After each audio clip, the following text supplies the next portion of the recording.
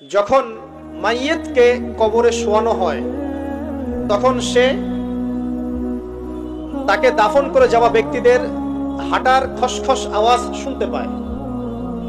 এরপরে তাকে যখন শুইয়ে দেওয়া হয়, সে যদি মুমিন ব্যক্তি হয় তাহলে তার মাথার দিকে তার সালাত এসে দাঁড়িয়ে যায়। দুনিয়াতে আপনি যে নামাজগুলো পড়েছেন, আমি যে নামাজগুলো পড়ছি, এগুলো মাথার দিকে দাঁড়িয়ে যায়। ডান দিকে চলে আসে তার সওম মানে কি? রোজা। বাম দিকে চলে আসে যাকাত।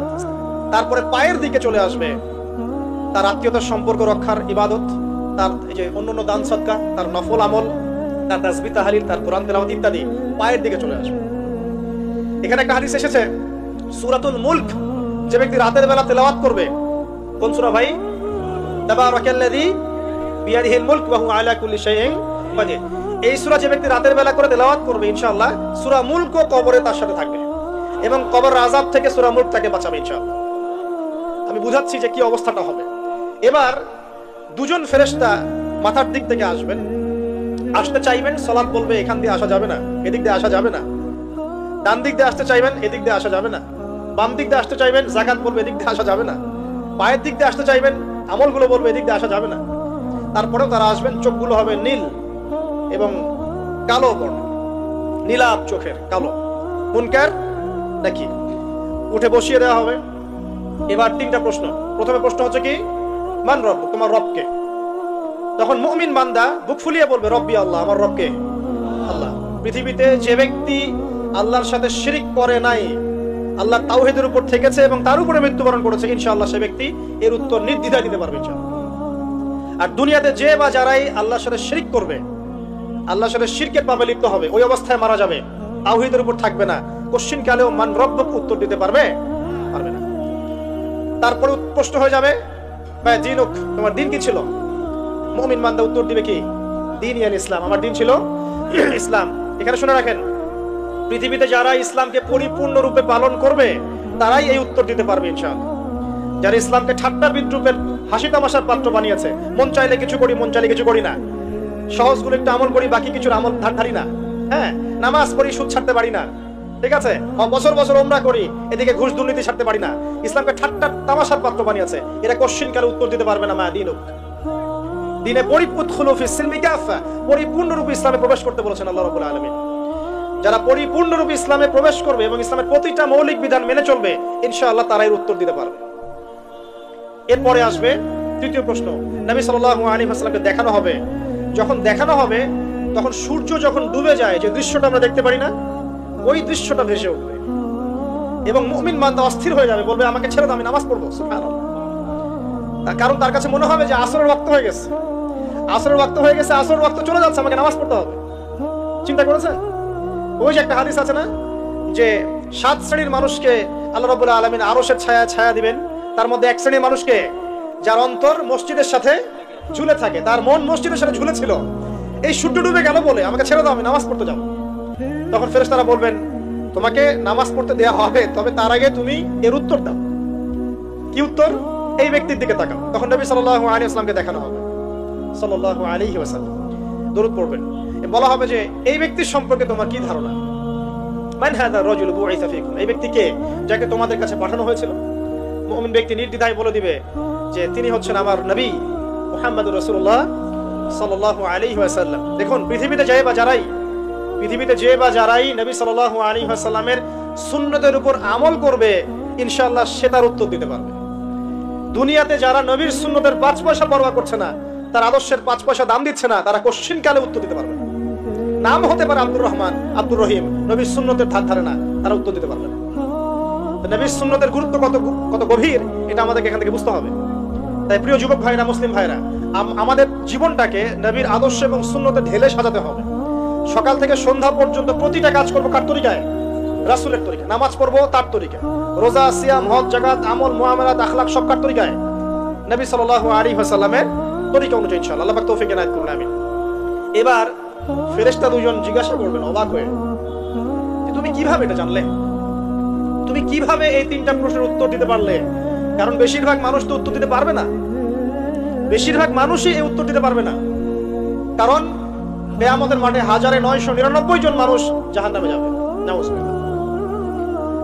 তো এটা কঠিন পরীক্ষা। আল্লাহ রাসূল সাল্লাল্লাহু আলাইহি ওয়াসাল্লাম বলেছেন যে নিশ্চয়ই তোমাদেরকে এখানে পরীক্ষায় ফেলা হবে, আর তোমরা যদি এই পরীক্ষা জেনে তোমাদের মৃতদেরকে দাফন করা থেকে বিরত না থাকতে, তাহলে আমি তোমাদেরকে শুনিয়ে দিতাম কবরে কেমন পরীক্ষা হয়।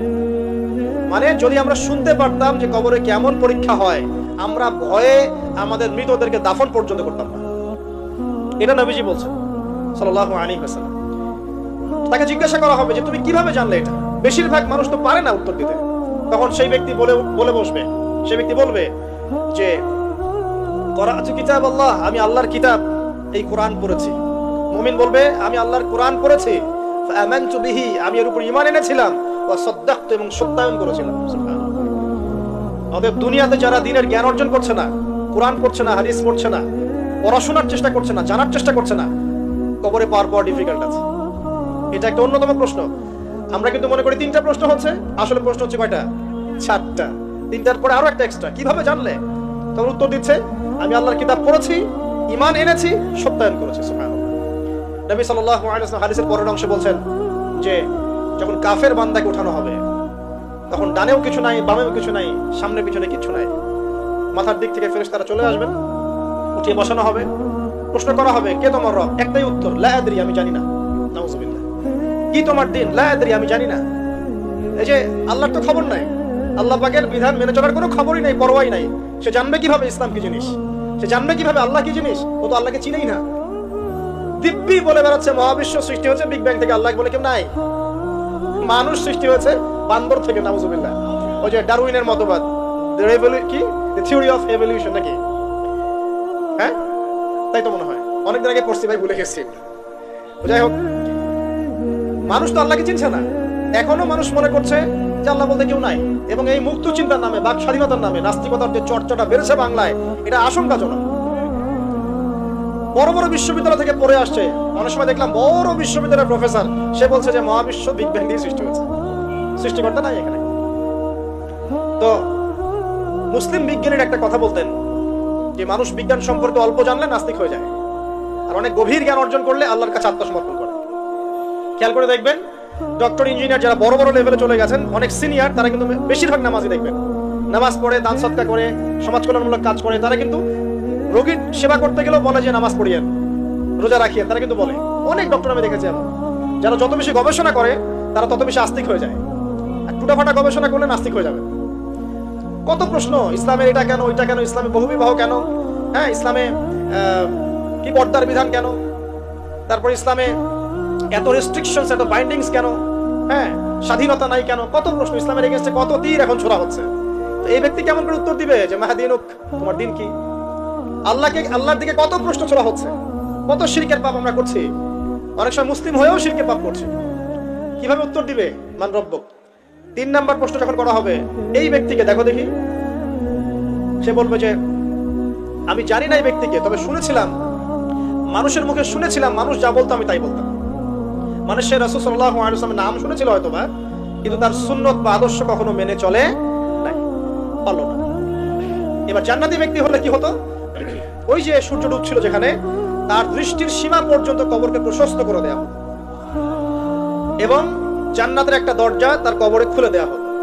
এটা কিভাবে করা হবে সেটা আল্লাহ পাক জানেন, এটার ব্যাখ্যা করার জ্ঞান আল্লাহ আমাদেরকে দেন নাই। যেই মানুষের ক্ষুদ্র জ্ঞানে মানুষ ব্যাকটেরিয়া, ভাইরাস নিয়ে গবেষণা করতে হিমশিম খেয়ে যায়, সে মহাবিশ্বের স্রষ্টা নিয়ে কিভাবে গবেষণা করবে? আল্লাহ পাকের অসীম জ্ঞানের সামনে আমার জ্ঞান কি? খুবই ক্ষুদ্র। হাদিস এসেছে বুখারী শরীফের মধ্যে যে একটা মহাসমুদ্রের মধ্যে যদি একটা পাখি 1 ফোঁটা পানি উঠিয়ে নিয়ে যায়, ওই 1 ফোঁটা পানি হচ্ছে মহাবিশ্বের জ্ঞান, আর বাকি পুরো মহাসাগর হচ্ছে আল্লাহ পাকের জ্ঞান। তো আমরা এই ক্ষুদ্র জ্ঞানের মানুষ হয়ে আল্লাহর জ্ঞানকে কেমন করে পেনিট্রেট করতে পারি? তো আল্লাহ পাক জান্নাতের দরজাগুলো খুলে দিবেন, একটা দরজা খুলে দিবেন, সেখান থেকে বাতাস আসবে, জান্নাতের নাজ নেয়ামত উপভোগ করতে থাকবে, এবং তার রূহটাকে সবুজ রঙের পাখির আকৃতিতে জান্নাতে রেখে দেওয়া হবে। ইল্লিন মানে ওখানে জান্নাতের নিয়ামত সে পাবে। এটাকে বলা হয় দারুল বারজাখ বা বারজাখের জীবন। পাপী ব্যক্তি হলে জাহান্নামের দরজা খুলে দেওয়া হবে, আর জাহান্নামের সে আযাব ভোগ করতে থাকবে, এবং পুণ্যবান ব্যক্তি হলে জান্নাতের দরজা খুলে দেওয়া হবে, এবং এর নাজ নিয়ামত সে ভোগ করতে থাকবে। তখন তাকে বলা হবে এটা জান্নাতের সেই জায়গা যেখানে তুমি থাকবে।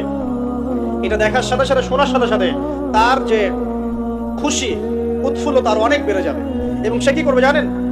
সে পৃথিবীতে ফিরে আসতে চাইবে। সে বলবে আমাকে আমার পরিবারবর্গকে জানাতে দেন, আমাকে আমার পরিবারবর্গকে জানাতে দেন যে আমি ভালো আছি। তখন ফেরেশতারা তাকে বলবেন যে এটা সম্ভব না, তোমার এবং তাদের মাঝে দারুল বারজাখ আছে, তুমি এটা ভেদ করে যেতে পারবে না। তখন তার আত্মাটাকে ইল্লিনে দেওয়া হবে, একটা সবুজ পাখির আকৃতিতে জান্নাতে ঘুরে বেড়াবে ইনশাআল্লাহ। আর যদি জাহান্নামী হয় তাহলে যে বললাম দরজা খুলে যাবে জাহান্নামের, মর্মান্তিক আযাব তার দিকে আসতে থাকবে, কবর সংকুচিত হয়ে আসবে এমন ভাবে যাতে তার বাম পাজর ডান পাজরের ভিতরে এইভাবে ঢুকে যাবে। এই আযাব চলতে থাকবে ইলা ইয়াউমি ইউবআসুন, পুনরুত্থানের দিন পর্যন্ত।